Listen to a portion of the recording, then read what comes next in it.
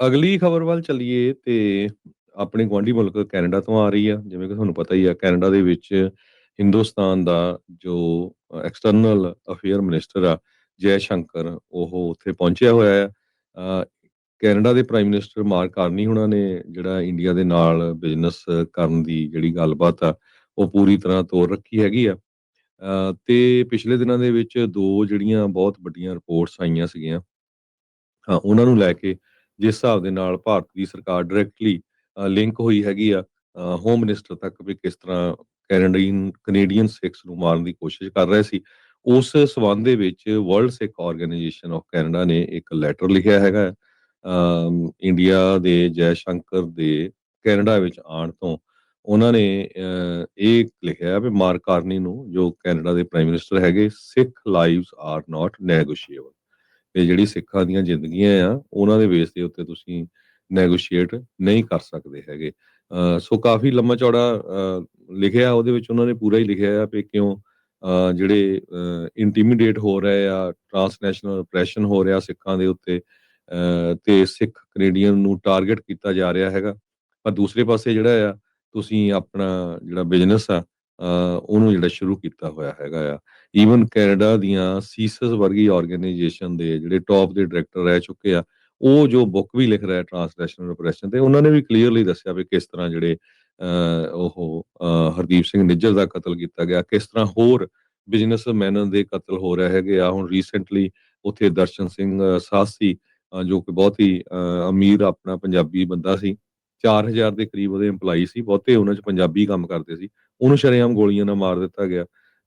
ਸੋ ਕਿਸ ਤਰ੍ਹਾਂ ਜੋ ਭਈ ਉੱਥੇ ਦੇ ਜਿਹੜੇ ਗੈਂਗਸਟਰ ਹੈਗੇ ਆ, ਉਹ ਕੈਨੇਡਾ ਦੇ ਵਿੱਚ ਕੈਨੇਡੀਅਨ ਸਿਟੀਜ਼ਨਸ ਨੂੰ ਮਾਰ ਰਹੇ ਆ। ਹੁਣ ਇਸ਼ੂ ਤਾਂ ਇਹ ਵੀ ਬਣਦਾ ਹੈਗਾ ਵੀ ਜੇ ਭਾਰਤ ਦੀ ਸਰਕਾਰ ਕੈਨੇਡਾ ਤੋਂ ਐਕਸਟ੍ਰਾਡਾਈਟ ਕਰ ਸਕਦੀ ਆ ਲੋਕਾਂ ਨੂੰ, ਤੇ ਕੈਨੇਡਾ ਦੀ ਸਰਕਾਰ ਇੰਡੀਆ ਤੋਂ ਕਿਉਂ ਨਹੀਂ ਉਹਨਾਂ ਨੂੰ ਐਕਸਟ੍ਰਾਡਾਈਟ ਕਰ ਸਕਦੀ, ਜਿਹੜੀ ਆਰਗੇਨਾਈਜੇਸ਼ਨ ਨੂੰ ਆਲਰੇਡੀ ਇਹਨਾਂ ਨੇ ਟੈਰਰਿਸਟ ਆਰਗੇਨਾਈਜੇਸ਼ਨ ਡਿਕਲੇਅਰ ਕਰ ਦਿੱਤਾ ਹੈਗਾ। ਹੂੰ, ਹੂੰ, ਹੂੰ। ਸੋ ਇਹਦੇ ਵਿੱਚ ਉਹਨਾਂ ਨੇ ਜਿਹੜੀ ਕੈਨੇਡਾ ਦੀ ਸਰਕਾਰ ਆ, ਉਹਨਾਂ ਨੂੰ ਲੈਟਰ ਤਾਂ ਬਹੁਤ ਲੰਮਾ ਆ, ਟਾਈਮ ਲੱਗਣਾ, ਤੇ ਮੇਨ ਪੁਆਇੰਟ ਜੇ ਮੈਂ ਤੁਹਾਡੇ ਨਾਲ ਸਾਂਝੇ ਕਰਦਾ ਜਾਵਾਂ। ਉਹਨਾਂ ਨੇ ਇਹ ਕਿਹਾ ਵੀ ਇੰਡੀਅਨ ਐਸਪੀਓਨਾਜ ਏਜੰਟਸ ਨੂੰ ਕੈਨੇਡਾ ਦੀ ਧਰਤੀ ਤੋਂ ਪਬਲਿਕਲੀ ਬਾਹਰ ਕੀਤਾ ਜਾਵੇ। ਜਿਹੜੇ ਭਾਰਤ ਦੀ ਸਰਕਾਰ ਦੇ ਨਾਲ ਰਲ ਕੇ ਜਾਂ ਭਾਰਤ ਦੀ ਸਰਕਾਰ ਦੇ ਬੰਦੇ ਹੈਗੇ ਆ, ਉਹ ਕੈਨੇਡਾ ਦੇ ਵਿੱਚ ਇਹ ਕੰਮ ਕਰਦੇ ਆ, ਉਹਨਾਂ ਨੂੰ ਪੂਰੀ ਤਰ੍ਹਾਂ ਇੱਥੇ ਬੰਦ ਕੀਤਾ ਜਾਵੇ। ਸੈਂਕਸ਼ਨਸ ਐਂਡ ਪ੍ਰੋਸੀਕਿਊਟ ਦਾ ਆਰਕੈਸਟ੍ਰੇਟਰਸ, ਜਿਹੜੇ ਲੋਕਾਂ ਨੇ ਇਹ ਕੰਮ ਕੀਤਾ, ਉਹਨਾਂ ਦੇ ਸੈਂਕਸ਼ਨਸ ਲਾਓ, ਉਹਨਾਂ ਨੂੰ ਜਿਹੜਾ ਪ੍ਰੋਸੀਕਿਊਟ ਕਰੋ। ਜਿਸ ਤਰ੍ਹਾਂ ਮੈਂ ਤੁਹਾਨੂੰ ਦੱਸਿਆ ਹੀ ਆ, ਇਨਕਲੂਡਿੰਗ ਕਹਿੰਦੇ ਪਈ ਜਿਹੜਾ ਉੱਥੇ ਦਾ ਹੋਮ ਮਿਨਿਸਟਰ ਆ ਅਮਿਤ ਸ਼ਾਹ, ਪ੍ਰੋਟੈਕਟ ਸਿੱਖ ਕੈਨੇਡੀਅਨਸ ਅੰਡਰ ਥ੍ਰੈਟ। ਹੁਣ ਕਿੰਨੇ ਲੋਕ ਕੈਨੇਡਾ ਦੇ ਜਿਹੜੇ ਸਿੱਖ ਆ ਉਹ ਬਾਹਰ ਆਏ ਆ ਵੀ ਦੇਖੋ, ਮੈਂ ਸਾਨੂੰ ਜਿਹੜੀ ਆ ਉੱਥੇ ਦੀ ਪੁਲਿਸ ਆ ਕੇ ਕਹਿ ਰਹੀ ਆ ਵੀ ਤੁਸੀਂ ਜਿਹੜੀ ਆ ਤੁਹਾਡੀ ਲਾਈਫ ਨੂੰ ਖਤਰਾ ਆ, ਬੀ ਕੇਅਰਫੁਲ। ਤੇ ਇਹ ਹੁਣ ਇਹ ਕੈਨੇਡਾ ਦੀ ਸਰਕਾਰ ਦੀ ਜ਼ਿੰਮੇਵਾਰੀ ਆ, ਨਾ ਕਿ ਜਿਹੜੇ ਲੋਕ ਆ ਉਹਨਾਂ ਦੀ ਹੈਗੀ ਆ। ਲਾਂਚ ਏ ਪਬਲਿਕ ਇਨਕੁਆਇਰੀ। ਸੋ ਵਰਲਡ ਸਿੱਖ ਆਰਗੇਨਾਈਜੇਸ਼ਨ ਨੇ ਰਿਕੁਐਸਟ ਕੀਤਾ ਵੀ ਕੈਨੇਡਾ ਦੀ ਸਰਕਾਰ ਨੂੰ ਇੱਕ ਪਬਲਿਕ ਇਨਕੁਆਇਰੀ ਜਿਹੜੀ ਆ ਉਹ ਬਿਠਾਉਣੀ ਚਾਹੀਦੀ ਆ, ਤਾਂ ਕਿ ਸਾਰੇ ਜਿਹੜੇ ਇਸ਼ੂ ਆ ਉਹਨੂੰ ਡਿਟੇਲ ਦੇ ਵਿੱਚ ਜਿਹੜਾ ਡਿਸਕਸ ਕੀਤਾ ਜਾ ਸਕੇ।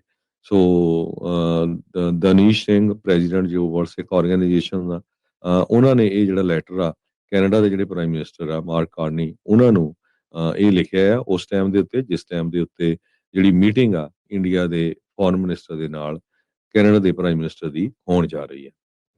ਜੀ, ਬਿਲਕੁਲ।